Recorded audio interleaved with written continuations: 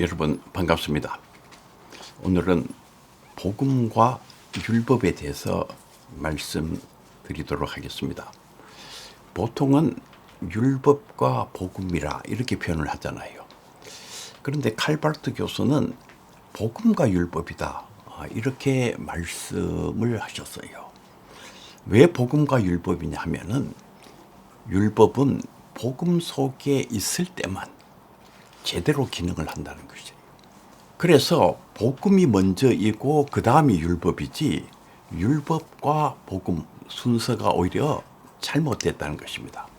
전통적으로 복음과 율법과 복음에 대한 가르침에서 율법의 제1용법이라는 게 있어요. 율법의 제1용법은 우리에게 죄를 깨닫게 한다.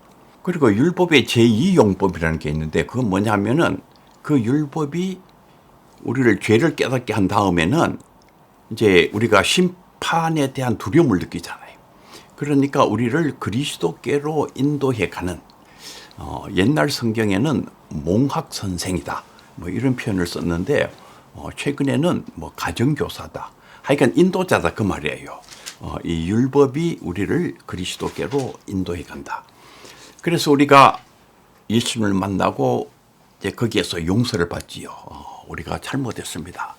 우리의 죄가 이제 용서가 되는데, 그런데 우리 그리스도의 삶이 늘 그 1과 2 사이를 왔다 갔다 합니다. 그러니까 우리가 죄를 범하고 그리스도께로 가서 용서받고, 그 다음에는 뭔가 거룩한 삶을 살고 뭔가 아름다운 삶을 살고 이래야 되는데 그게 아니고 다시 1과 2를 왔다 갔다 해요. 또 죄를 범하고 또 용서받고 왔다 갔다. 아마 많은 분들이 이런 경험을 하고 있을 것입니다. 그러면 이 그리스도 안에 있는 사람들에게 그 다음에 이 율법은 어떻게 되느냐? 이 율법은 정말 지킬 수가 있는 것인가? 하는 문제가 늘 우리에게 대단히 중요한 신앙적인 질문으로 다가옵니다. 이 문제에 대해서 대단히 명쾌하게 설명하신 분이 칼바르트 교수가 아닌가 그렇게 생각을 합니다.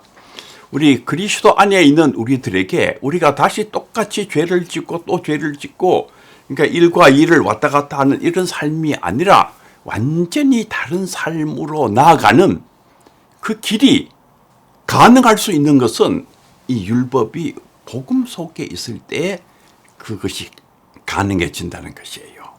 우리 예수님 그 말씀에도 나는 참 포도나무요 너희는 가지니 나를 떠나서는 아무것도 할 수가 없다. 과실을 맺으려면 언제나 그 참 포도나무 대신은 예수님에게 이렇게 뿌리를 내려야지.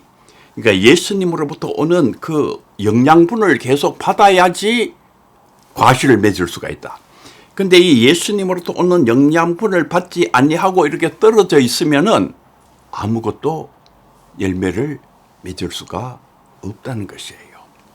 칼바르트 교수는 이 복음과 율법이라는 것을 강조하면서 이 율법에 대해서 새롭게 정의를 했어요. 독일 말로 먼저 좀 말씀을 드리면은 두 졸스트 이게 율법이에요. 너는 뭐 해야 한다. 두 졸스트란 말은 영어로는 you should란 말이에요. 그런데 두 다르프스트란 이 독일의 말은 무슨 의미냐 하면은 너는 무엇을 할 수 있도록 허락되어 있다. 너는 뭐를 할 수가 있다. 그러니까 뭐 영어로 하면은 you can 너는 그렇게 할 수가 있다. 이런 의미인데 이 그리스도 안에 있는 사람들에게는 두 졸스트가 아니고 두 다르프스트라는 거예요. 너는 뭐를 할 수가 있게 된다. 네가 그리스도 안에 있으면은 뭐를 할 수 있는 존재로 바뀐다는 거예요. 그럼 이게 무슨 말인가? 이게 무슨 말인가를 설명해 드리기 위해서는 좀 예를 들어 설명하면 이런 것이에요. 어떤 고아가 있었다고 우리가 가정을 했을 때 이 고아가 먹고 살기 힘들잖아요. 먹고 살기 위해서 뭘 훔치는 거예요. 그리고는 또 사기도 칩니다. 폭력도 행사를 하는 것이죠. 그러니까 율법적으로 보면은 해서는 안 되는 일을 이 고아는 계속해서 하는 것입니다. 우리가 그리스도에게서부터 이탈되어 있을 때는 결국 이런 삶을 산다는 것이에요. 그리고는 위장을 하는 거지. 나는 그런 거 한 적이 없다. 나는 바르게 살았다. 이렇게 겉으로는 위장은 하지만은 실질적으로는 그와 같은 삶을 살고 있는 그런 존재라는 것이에요. 그런데 어느 날 이 고아가 자기의 진짜 아버지를 만난 거예요. 상당한 재력이 있는. 그런데 이 아버지는 자기 잃어버린 아들을 찾기 위해서 굉장히 많이 노력을 했는데 우리 정말 성경에 나와 있는 그대로 탕자의 비유, 아버지가 탕자가 돌아올 때까지 기다리고 계시잖아요. 그것처럼 이 아버지는 그 아들을 찾고 찾았는데 마침내 찾은 것이에요. 얼마나 기쁘겠어요. 그래서 이 아들이 아버지의 집에 가서 살게 된 것이죠. 아버지의 집에 가서 살게 되니까 이 아들은 뭘 훔칠 필요가 없었잖아요. 훔치지 않아도 먹을 것이 있는 것이에요. 사기를 칠 필요가 없지요. 그래도 옛날에 사기치던 버릇이 있어가지고 나가서 사기를 치기도 하겠지만은 시간이 지나면서 사기를 치는 버릇이 없어지는 거예요. 왜냐하면은 사기를 칠 필요가 없기 때문에 그래요. 두 다르프스트란 말이 그런 말이에요. 너는 할 수 있도록 허락되어 있다. 그렇게 된다 그 말이에요. 옛날에는 폭력을 썼지요. 그런데 이제는 폭력을 쓸 필요가 없는 것입니다. 음악도 배우고 문학도 배우고 사람이 고상해지는 것이에요. 고상한 인격이 등장을 하는데 이렇게 고상한 인격이 등장하게 되는 그 결정적인 자리, 그 결정적인 자리가 복음이라는 거예요. 복음을 통해서 우리가 하나님의 자녀가 되고, 그래서 칼바르트 교수는 이 율법과 복음과의 관계에 있어서도 기도의 중요성을 늘 얘기를 합니다. 기도하면서 사람은 변화가 일어나고, 기도하면서 사람은 아름다워지고, 기도하면서 사람은 하나님의 영광을 위해서 일하는 존재로 변화되는 것이다.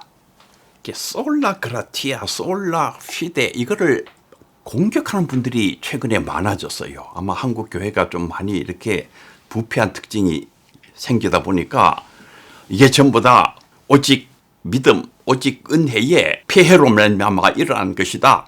이 오직 믿음, 오직 은혜의 이 교리를 이게 잘못됐다. 아마 여러분들 가운데서도 그런 얘기를 들으신 분들이 많이 계실 텐데 아니에요. 정말 고상한 삶, 아름다운 삶, 거룩한 삶은 오직 믿음, 오직 은혜의 교리에서부터 탄생을 합니다. 미국 해군이 존경하는 4명의 군목이 있어요. 이 4명의 군목은 클락 폴링 군목을 비롯한 그 4분이신데 이분들이 정신적인 상징이 되기 위해서 노력했기 때문에 그런 건 아니에요. 2차 세계대전 때인데 1943년 1월 22일 날 미국의 그 이제 군인들을 잔뜩 실은 군함이 뉴욕항을 떠났어요. 떠난 지 12일째 되는 날 이 도체스터호, 이 그 배 이름이 도체스터호인데 2월 3일 날 독일 잠수함이 쏜 의뢰에 맞아가지고 이 배가 침몰하게 됐어요. 4명의 군목, 클라크 폴링 이 중위신데 이분을 비롯한 이 4명의 군목께서는 이제 구명복을 입고 이제 그 병사들에게 한 명씩 이제 구명복을 나누어 주는 일을 하고 있었어요. 그런데 계속해서 이제 구명복을 나누어 주다가 그만 이 구명복이 떨어진 것입니다. 더 이상 없는 것입니다. 이런 상황이 됐는데 이제 그다음 그 병사가 폴링 중위 앞에 온 거예요. 구명복을 달라고. 폴링 중위가 그다음 병사에게 물었어요. 너는 예수님을 믿느냐? 그러니까 그 병사가 아닙니다. 저는 예수님을 믿지 않습니다. 그렇게 답을 하는 것입니다. 그때 이 클락 폴링 이 중위, 이 군목께서 자기가 입고 있던 이 구명복을 벗어서 그 병사에게 구명복을 입혀주면서 하는 말이 나는 예수님을 믿기 때문에 지금 죽어도 천국에 갈 수 있지만 너는 안 된다. 너는 이 구명복을 입고 꼭 살아서 예수님을 믿어라. 그리고 나중에 우리가 천국에서 만나자. 그리고는 자기의 이 군명복을 벗어서 그 병사에게 입혀주는 것입니다. 그리고 나머지 이 군목들도 그 다음 병사에게 또 군명복을 입혀주고, 그리고는 이 배가 침몰할 때에 이 네 분의 이 군목께서 이렇게 서로 부둥켜 안고 찬송을 부르시고 그 물속으로 가라앉으시는 것입니다. 그때 이 찬송을 불렀다 그래요. 내 주를 가까이 하게 하면 십자가 짐 같은 고생이나 내 일생 소원은 늘 찬송하면서 주께 더 나가기를 원합니다. 천성에 가는 길 험하여도 생명길 되나니 은혜로다. 천사 날 부르니 늘 찬송하면서 주께 더 나가기 원합니다. 이 찬송가를 부르시면서 이 네 분의 이 군목께서 서로 이렇게 부둥켜 안고 세상을 떠났다는 거예요. 그런데 이 이야기가 거기에 있었던 그 병사들을 통해 가지고 알려지게 됐어요. 이걸 듣는 사람들마다 너무나 가슴이 뜨거워지고 감동이 오는 것입니다. 그리고 이게 마침내 대통령에게까지 알려져서 트루만 대통령이 이 네 분의 군목을 기념하는 채플, 예배당을 지었고 그거를 하나님께 헌당을 했어요. 그리고 미국 의회에서는 이 네 분을 기념하는 기념우표를 발행하도록 의회에서 결정을 했습니다. 이 클락 폴링 중위가 신학을 공부하기 전에 울프힐이라는, 우리말로 번역하면 늑대 언덕이죠. 꽤 높은 언덕인데 그 늑대 언덕 그 울프힐에 올라가서 기도를 많이 했나 봐요.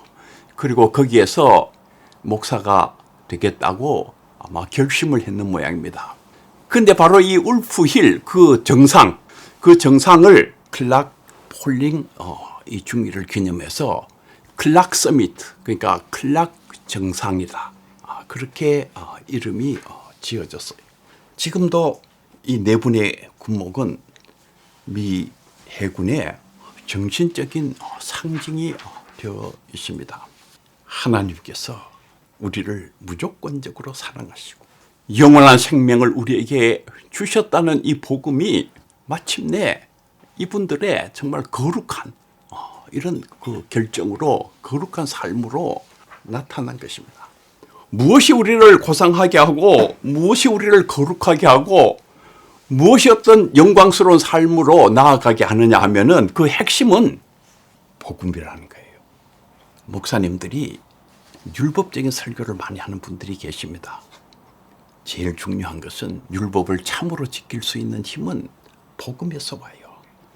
복음적인 설교를 많이 하시고 복음적인 교회를 많이 만들어내시고 그리고 복음적인 삶의 실천을 하시는 그런 수많은 성도들을 길러내는 여러분들이 되시기를 바랍니다. 대단히 감사합니다.